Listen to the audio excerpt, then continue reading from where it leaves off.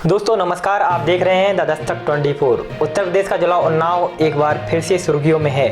उन्नाव जिले में खेत से चारा लेने गई बुआ भतीजी की हत्या कर दी गई, जबकि परिवार की ही एक अन्य किशोरी की हालत नाजुक बनी हुई है। तीनों दोपहर में घर से चारा लेने के लिए निकलने के बाद से लापता थीं। स्वजन ने तलाश की तो पता चला कि वे अचेत अवस्था में एक खेत में पड़ी हुई हैं। उनके हाथ पैर भी बंधे हुए थे। उनके मुंह से झाग निकलता देख स्वजन ने आशंका जताई कि शायद दुष्कर्म के बाद जहर खिलाकर उनकी हत्या कर दी गई। हत्यारे सब खेत में फेंककर भाग निकले। वहीं आईजी ने कहा है कि तीनों के कपड़े सुरक्षित मिले हैं, इसलिए दुष्कर्म की बात कहना जल्दबाजी होगी। पोस्टमार्टम रिपोर्ट के आधार पर आगे की कार्रवाई की जाएगी। पुलिस ऑनर किलिंग की आशंका भी जता रही है। रात करीब 12:30 बजे एडीजी एसएन सावत भी गांव पहुंच गए थे।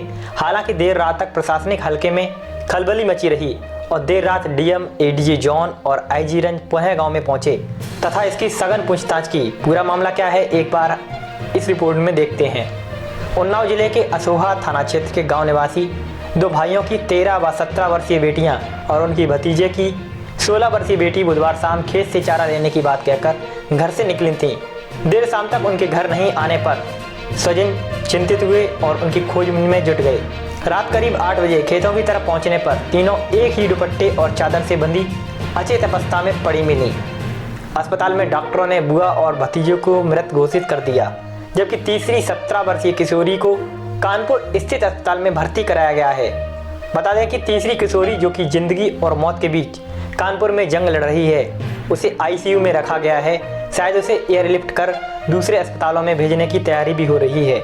घटना की गंभीरता को देखते हुए गांव में कई थानों की फोर्स तैनात कर दी गई है।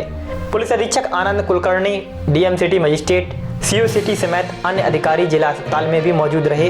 पहले आईजी लक्ष्मी सिंह पहुंची और देर रात तक एडीजी एसएन सावत भी गांव पहुंच गए। दोनों के सब पोस्टमार्टम डिपार्टमेंट में रखवाए गए हैं। फील्ड यूनिट व झाग स्क्वाड घटनास्थल पर साक्ष्य जुटाए।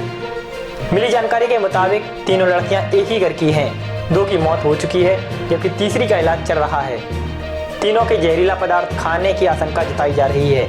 आला अफसरों के मुताबिक पोस्टमार्टम रिपोर्ट और स्वजन की तहरीर के आधार पर आगे की कार्रवाई की जाएगी। इसके साथ ही पीड़ित परिवार को नजरबंद कर दिया गया है और किसी को भी बात करने की अनुमति नहीं है। यहाँ तक कि मीडिया के लोगों को भी आगे नहीं जाने दिया जा रहा है। आईजी लक्ष्मी सिंह के नेतृत्व में जांच पड़ताल चल रही है। सूत्रों की माने तो यह जानकारी हुई है कि मामला बहुत ही गंभीर है। ऐसे में पुलिस किसी भी तरह का जोखिम मोल नहीं लेना चाहती है।